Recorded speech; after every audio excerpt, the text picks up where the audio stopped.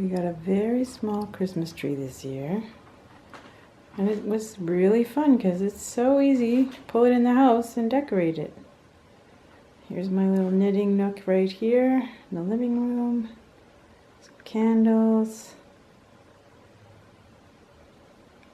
Merry Christmas and happy holidays to everyone. Hello knitters, it's Vivian here from The Guilty Knitter. And I'm coming to you from a snowy Montreal where it is December the 9th. And we're all gearing up for Christmas, I guess. I think we're in the middle of Hanukkah too. I don't think it's quite finished yet. Maybe it is today. Anyway, forget. I know it was early this year. So anyway, happy Hanukkah and Merry Christmas and happy holidays to all of you, and I hope you're having a lovely lead up to the Christmas season. I know it's not always the easiest thing, sometimes people have trouble with Christmas, so if you're one of those people, I feel for you. It's not so easy sometimes to look around and have everyone seem to be so happy and enjoying their Christmas season, and sometimes you're not in that mood at all. So yeah, well, I feel for you, and I hope that you will have a decent Christmas. How's that? And a lovely and even better 2019, which I think maybe is an even better thing to think about, because Christmas is only one day, really. I mean, it's you can expand it on both sides for quite a while, but it's really only one day, and then it's over. And actually, we are doing something different this Christmas. My husband and I are taking our son and his girlfriend to Mexico for a week. We are leaving on the 18th and we're coming back on Christmas Day. So that'll make a different Christmas, I must say. I might have mentioned this the last time I podcasted, whatever. But it's, we've never done this kind of thing, like an all-inclusive resort. So I'm looking forward to it. I figure at the very least it'll be relaxing, and it might be super fun, who knows. And we'll be spending it with Travis and Allison, and that's awesome because, well, we wouldn't normally spend our time with them anyway, so it's nice to have them with us. I want to tell you where you can find me. On Instagram, I am at Guilty Knitter, and also on Ravelry, I'm The Guilty Knitter. So yeah, go ahead and find me. There is a page over there. It's sort of not much goes on, but anyway, feel free to introduce yourself if you would like to, and I will respond to any questions or comments over there. And I usually always keep my projects pretty much up to date, although I do have some things to put in right now, actually, come to think of it. But I will put them in so that if anything strikes your fancy, you can go to my projects page and check that out. So this is a knitting podcast, as you have already figured out, no doubt, I hope. So if you're looking for anything else, you may as well go about your business, because that's pretty much all we're going to be talking about today. Some exciting things. I paid for and am now receiving the Knit Stars 3.0 series of knitting tutorials, and I'm really glad I'm doing it because I think there's a ton of neat information, some free patterns, and one of the main reasons I decided to splurge, basically, because it's not cheap. There were some very interesting designers who are on there. Arnie and Carlos being two of my favorites. Not so much as their designs, I guess. I don't know. I like their designs, but I like them as personalities, and they have so much knitting knowledge. It's fun to watch them. And I did enjoy their module. And what else? There's Ann Budd, who's very knowledgeable as well, and Vera Valimaki. I enjoyed her a lot, and I'll show you something that she inspired me to do in a little while. Who else? Mason Dixon Knitting, I think it is. It's two women. I don't know if they're sisters. but I haven't looked at that one yet. However, oh yeah, so the main reason I decided to splurge, one of the things, was for this guy Carlos Carson, I think it is. I forget his last name. Is Carson his first name? Oh boy, I'm not good. I will check it out. But anyway, he's big on ergonomics, the ergonomics of knitting, and it's something that I've been thinking about a lot, because since I've been knitting, I feel like I've been sitting a lot more than I used to. And so I need to figure out ways of avoiding sitting for so long, because it's bad for my hips and it's bad for my knees and it's bad for my whole body probably, and my brain. So I'm going to, first of all, figure out what things I could be doing to make knitting more comfortable and less likely to hurt something. So there's lots of good information in there. I have to review it. So I won't talk about it now, but yeah, anyway, that's been really interesting. I've really enjoyed that, and I'm glad I'll be able to look at it anytime I want. That's the joy of buying these online courses. All right, so you will have noticed that I'm wearing something new. And yes, I finally finished my birds of a feather. And I will, how about if I make sure I have the right side facing you? Here it is. All right, so I think this is the, is this the starting? No, I started on this end, I think. Hold on, yes. This is where I started. And you start on this end with the Cashmere Linen Sylph by Jade Sapphire, and it goes and it goes and it goes, and there's the Mohair by La Bien-Aimée, and also her Blue Face Leicester in this colorway here, which don't ask me what it's called anymore, I don't remember. Yeah, so it is really, really something. And I don't think I really thought about how big this was going to be when I started. And so it has been quite an endeavor to finish it. I should check how long it took me. People are always asking me things like that. Oh, how long did it take you to make that? I have no idea. As I've said before, it's like, it's not really to the point, you know? Like, it's not why I don't knit things to make, you know, for it to go fast. Like, that's not, I'm not a hugely fast knitter anyway, so. But anyway, I love it. It's very cushy. It's a little bit hairy, but you know, I think it's going to be really nice to have. So I recommend the knit. It is a fun knit. It's long, but if you're a fast knitter, there's nothing complicated, that's for sure. You can do it, most of it, and watch TV at the same time. I'm using my Knitting Fuel mug by Espace Tricot, but I'm very sad to see that I've got a big crack in it here. So I don't know if they still sell them. I might buy another one, because I guess it's not super good to be drinking out of it when it's got a crack. Anyway, I'm doing it today, so I'm taking my life in my hands. Okay, so I'm going to talk to you about my FO, which I already did. There's not much to say, I guess. I'm done. And I'm going to talk to you about my whips, and I officially have too many things on my needles. I just got cast-on-itis, I guess, and I just can't seem to finish anything. Well, I did finish this, but that was on my needles for such a long time. I bought some yarn, and I have some ideas for you for reading and podcasts to watch, so and listen to. So do stay tuned for the rest of my podcast.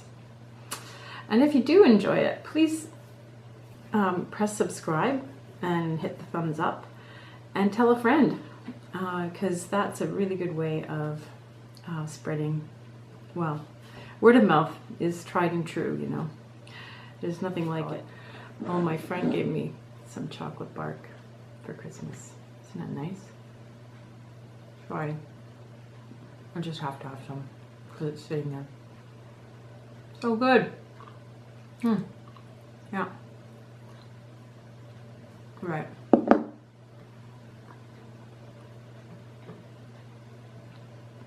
You don't want to see me chewing my chocolate, so I'll cut this part out.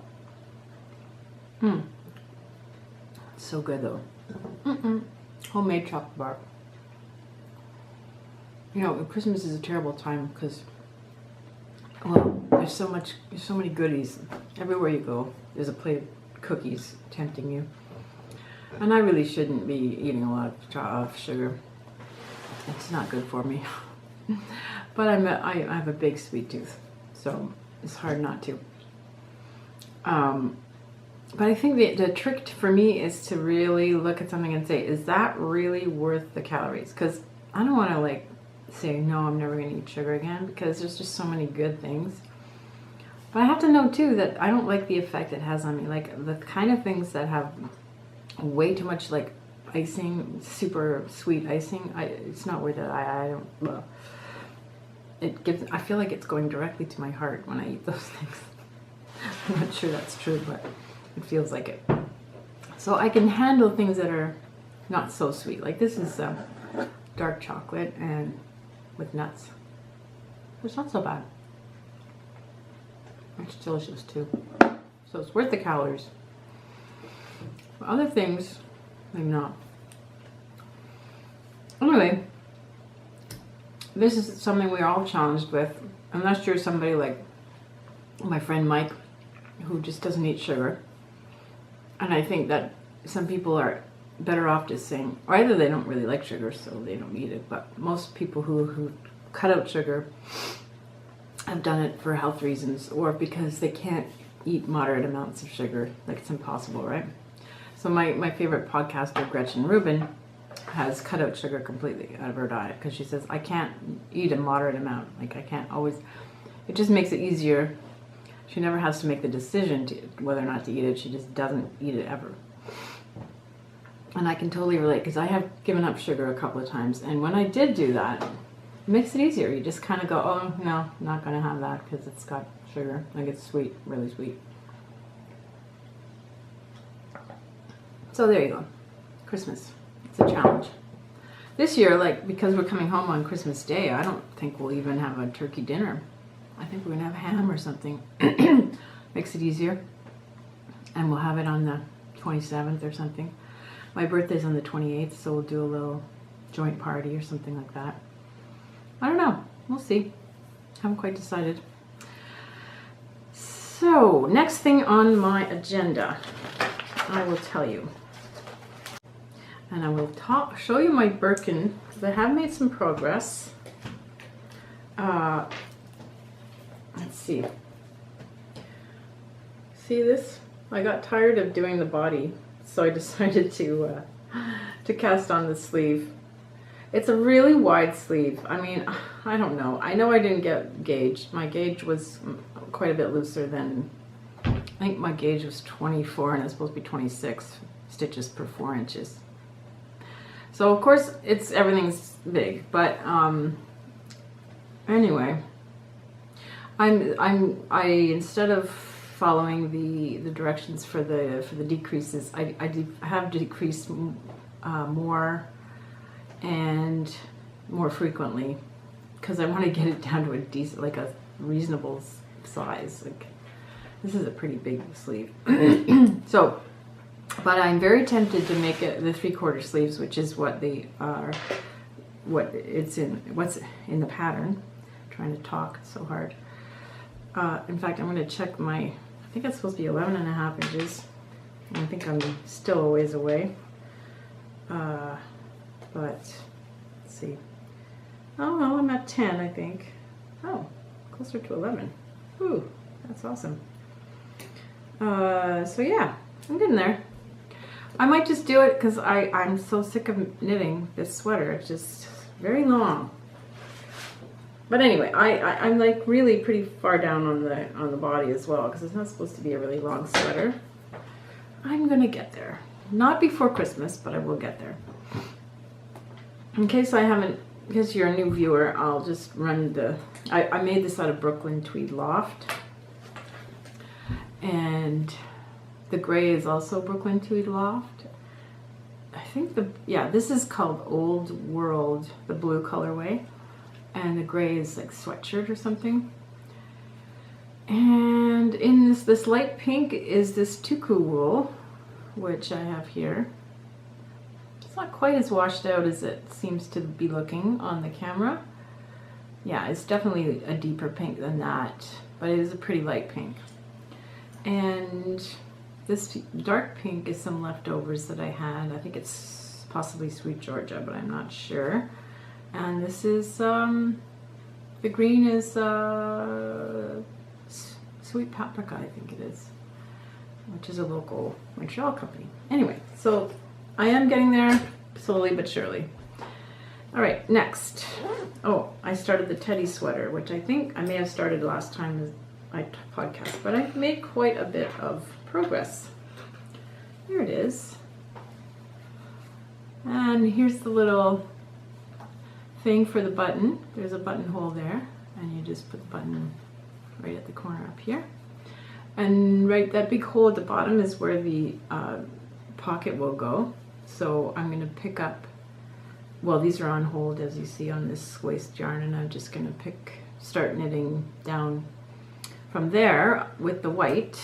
So this is a merino by Debbie Bliss, merino DK. It's a superwash yarn that I had in my stash. And I thought it would be really nice for my new great nephew. It's gonna be a really cute little sweater. And here's the white, which is yeah, merino 120 Lang. It's a very nice yarn as well. So, and they're both superwash, so it'll be very easy for my niece to deal with. I wouldn't want to give her something that needs to be hand washed with. She's got the life of a crazy person. She's been on mat leave with her third boy, Adonis, and she's going back to work as a nurse in a week or two, and I don't know how she's gonna manage. That'll be good when it's done. I'm really looking forward to seeing the end result. A friend of mine has already knitted 2 of them. She's so fast. My friend Linda, as I'm sure I've mentioned her before. Anyway, that's a really fun knit. I would recommend it. It's easy and it goes by pretty fast as long as you actually knit on it. My problem is that I keep starting new things. Like I showed you my hearth slippers. I've finished one and I haven't even cast on the second one, which is a problem because when you don't cast on, you don't finish. I've noticed that. That has become obvious to me. Okay, another one that I started. Check the bangs up, okay? These are the Arne and Carlos Mittens from the free pattern that I got with the 3.0 Knit Stars 3.0. And I'm doing these in the, hold on, I'm going to tell you what kind of yarn it is. Strickgarn Roma DK, and in the light gray and red violet colorways. And you can't really see how there's a lot more pink in there than there is on the screen, I believe. It's a pinky purple, and it's just beautiful. I love the way the little the gusset goes, because there's like this pattern on the gusset. It's really fun. Oh, I love color work. It's so much fun. And I think it's going to fit me perfectly. So yeah, I'm really enjoying this knit. And look at this yarn. Oh, it is so pretty. Of course, I love purple. And this is kind of like a pinky purple. Like I said, it's not quite as purple as it looks on there, but I'm really having fun. And so I bought that yarn at Espastrico, and oh, this is not the right cuff for the Arne and Carlos Mittens. This is actually from the from Skein Deer Knits pattern called, well, it's the Selbu Mitts. so I borrowed the color work chart for the cuff, because the cuff on the Arne and Carlos mittens is just a rib with stripes, and it didn't seem super authentic to me. But as it turns out, I was completely wrong, because on their module they show these. They go into a museum and they show a lot of really old mittens, and sure enough, some of them have those that ribbing on there. So it is definitely authentic, but I just didn't like it as much as this one. So I'm kind of combining two patterns, but I prefer this because I actually preferred the design on the back. I find is very close. They're both very similar, the Selbu ones and the Arne and Carlos ones. I think the Arne and Carlos mitten is called the 8-leaf rose mittens. And I really liked her. I'll show it to you, hold on. I really like the palm pattern on the Arne and Carlos mittens, so I thought I would use that. And yeah, here's a picture of it. And you can see that the back is very similar to the sort of classic Selbu mittens, but I find I really like that palm pattern and the thumb and everything. So I decided to do a combination, and I'm really happy with it so far. As you can see, the cuff, it's just not that exciting. So I decided to do this combo, and it's working out really well. I love it. And oh, by the way, I am using, the way I'm knitting these days is, like I said in my last podcast, I mentioned how I'm holding the yarn in my left hand, and I pick it up with my pinky and divide the yarn in like two. So I have the yarn that goes under is always sort of below the yarn that goes over, so it makes it easy to grab it. Well, it's still a little bit of a faff, as the British like to say. It's a bit of a pain, but it's okay, you know. I just have to readjust quite often, and sometimes I've experimented with not having the yarn around my pinky, so something kind of holding it more in the Norwegian way, which is just kind of tightly using it, holding it very close to the knitting needle like that. But I do find that it's hard to keep them from keep the yarn from going everywhere, like from just becoming too loose when I do that. So the way that Arne and Carlos knit, they basically just do a stitch and then they pick up the other yarn. But actually, watching Arne knit, he holds the, let's say well, he doesn't believe in dominant colors, so let's not talk about that. But he'll, let's say, hold the red in this case with your left hand, and he would pick up the gray every time he wants to knit with it. So so basically he's doing the two-handed method, because he doesn't totally drop the yarn every time, right? So he would be doing this kind of thing, but he wouldn't. Anyway, I just find that it's exactly like holding it with two hands. So I don't understand how come he doesn't have a dominant color. That's something that puzzles me, because he swears up and down that he doesn't have one. But if he's always picking up this yarn with the left and the center yarn with the right, maybe that's not the case. Maybe he mixes it up and I just haven't noticed. But whatever. I'm just, it's a really fun experiment to try to do some knitting in the Norwegian style, kind of, because apparently there are people who hold their yarn, two of them in the left hand, and it is possible without putting it around your pinky, but it's not easy to hold, to keep the tension correct. However, all told, I think the tension stays a bit more even this way than how I used to hold it, which is really one hand doing American style, one hand doing continental style. That's how I always knitted stranded work before. I'm finding that this makes it much more like I have a lot less fiddling to do. So, you know, if you are a continental knitter, I would try it. But I know a lot of my friends won't try it because they are American knitters and they're not at all comfortable with continental. And I get it, you know, it's hard to learn a new technique and incorporate it. It's all very well to learn it in 5 seconds, but to actually learn it enough to feel comfortable to incorporate it into a knitting pattern that you don't, I mean, when you get to a certain level of knitting, you don't want to have to slow down to learn a new technique, I guess. Although I don't mind, I enjoyed it. But it's a good idea to if you are going to start a new technique, to kind of devote one project to only using that technique, so you're not mixing up a ton of stuff.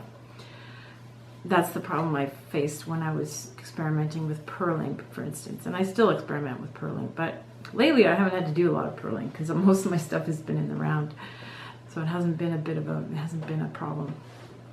So, but when I was, you know, my knitting turned out a little bit uneven because I would be like knitting Norwegian for a while, and then I'm going to try Portuguese for a bit, and then I'm going back to continental, and it's like it kind of makes a mess. But it's fun. I like doing stuff like that. Well, you know, changing it up. So that's that. Really, I can't wait to have those finished, and I hope I won't be slow in starting the second one. I don't want to have second mitt syndrome, like I have with the hearth slippers. But no, I'm definitely going to get those done. I don't know when exactly, but I will. Okay. I'm going to show you some freeform knitting that I'm doing because I've been watching my module from the Knit Stars, and Vera Velmaki is a big fan of striping, and when she stripes, she uses different kinds of stripes, and this is a way of doing stripes with short rows, which I really like to do anyway. So I thought, oh, this is a great opportunity to use up some yarn that was in my stash.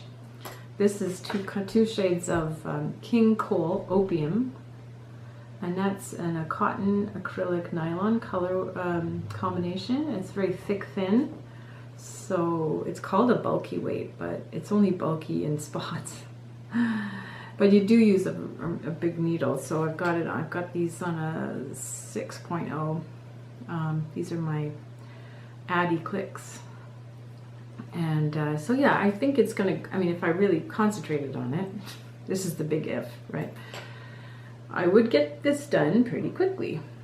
So it's just a plain scarf, I guess, but I'm just having fun with short rows.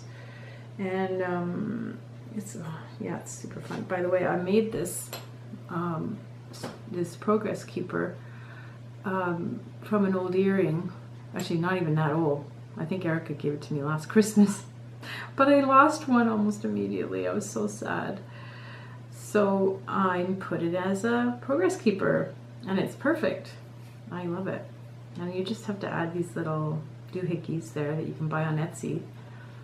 And I've made quite a few, and I gave some away as gifts this Christmas. So yeah, what else? So I'm gonna be making more. I don't know whether I'll just keep doing the same thing, like kind of alternating sides all the way up. I can't quite decide. I guess that's the fun of doing a free form pattern. You're just making it as you go. Yeah, I think I might do a big swatch of blue at one point, and then do some gray and short rows in there. I think that would look nice. Anyway, I read somewhere that it's really good to have a project on your needles where you're not following a pattern. So I guess this is my experiment with that. I don't do that a whole lot, I have to say. I don't do a lot of freeform knitting.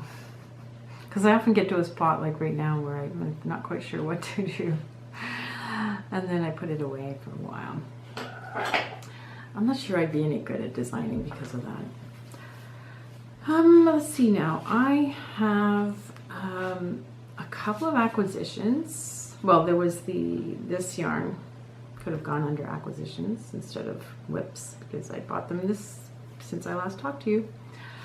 And also I decided to get another color to go with this pink to make another set of mittens. Probably, I might do a Diana Walla pattern. She just put out these gorgeous patterns that are, I think, based on Harry Potter, you know, the 4 houses, I think that's what it's based on. But anyway, they're really pretty, and I thought that's what I'll probably do is do this, use this yarn. So it's pink, and this is a dark brown. It's hard to see the shade it really is, but yeah, it's a dark brown, and I've always liked brown and pink. So that's going to be nice. Don't ask me when I will get around to finishing that project. Alright, so that's the end of my whips and my FOs. And what else is going to... Oh yeah, so the next thing I want to talk to you about is what I've been reading and what I've been listening to. Yeah, I'm kind of back reading books. I just started this book called, well, I'm almost finished actually, called Tender at the Bone. And it's by Ruth Reichl, who I guess either was or is now the editor of Gourmet magazine. And she wrote this memoir about her youth, and it's really interesting. I mean, what the heck? She had quite the growing up. Let's see now. She was the co-producer of PBS's Gourmet's Diary of a Foodie, culinary editor for the Modern Library, host of PBS's Gourmet's Adventures with Ruth, and the last editor-in-chief of the now shuttered Gourmet magazine. Oh, I didn't realize they'd gone out of business. Oh, that's too bad. So yeah, she's a really interesting lady. So I would recommend that memoir for sure. Well, that's enough for books, I guess. But in terms of podcasts, I've been listening to Alan Alda's podcast called Clear and Vivid, and that's on anywhere that you would normally get your podcasts, like on iTunes or Stitcher or SoundCloud. A lot of them have podcasts. So yeah, check that one out. Very interesting. Does a lot of very interesting interviews. He interviewed Tina Fey, one of my favorites. He interviewed oh gosh, don't remember the name of any of the other ones, but he was really cool. He's such a down-to-earth guy. Oh, he interviewed Michael J. Fox. They both have Parkinson's disease, and that was what that was about, was their experience with Parkinson's disease and what they're doing to help the cause of finding a cure. So that's pretty neat. So, oh well, that's it for now then, I guess. Maybe I'll think of something else to add. Because I've been thinking about how most people that I know don't need a lot of stuff. Like they really have enough things and are trying to get rid of, kind of pare down their belongings as I am very slowly trying to do. At least I don't want a whole lot more to come into the house. So so one thing that the Happier ladies, Gretchen Rubin and Elizabeth Kraft, have come up with is to give the gift of a podcast. Basically, they've set up a website called what is it called? It's called giftofpodcast.com. Sorry, I found it finally. So you just go there and it tells you all the instructions to basically bring a podcast to somebody's attention. And if you've never listened to podcasts yourself, then you should you should, because they're awesome. There's so many good ones, and there's got to be one out there for you. There's lots, even knitting podcasts there are. Like, I'm talking about audio podcasts now. There's a lot of them out there, and there's certainly one for every interest. And but if you are a podcast listener, this is a really neat idea to get somebody else hooked on them, because it's very user free. I think it helps, from what I understand, going to this site, it'll help you figure out how to sign up, how to subscribe to podcasts, because if you're an absolute newbie, you might not know how to do it. And even though it's super easy, it can be, anything new can be daunting for people. So I think it's a great idea. So it's free, it doesn't take up space. It's kind of an ideal gift, really. And yeah, I just think this year I'm going to try to keep things pretty minimalistic. I want to try to,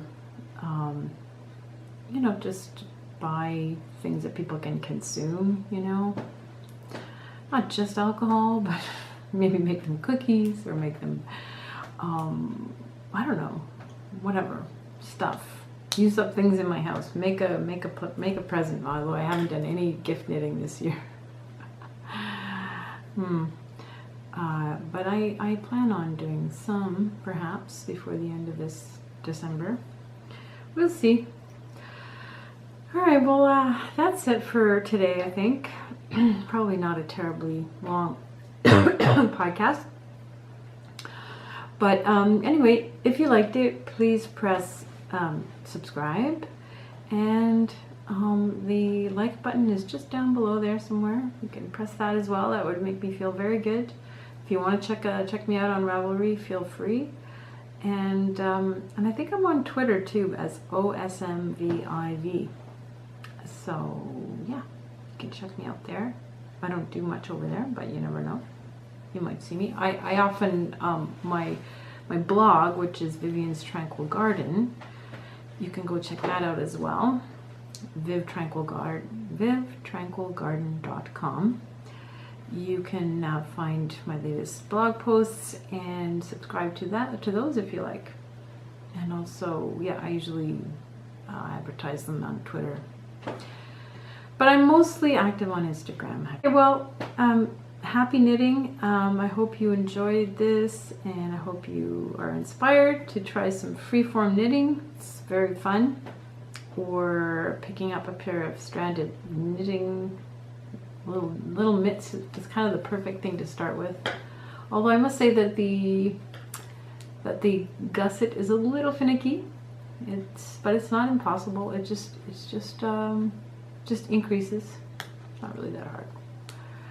I definitely would give this a big thumbs up.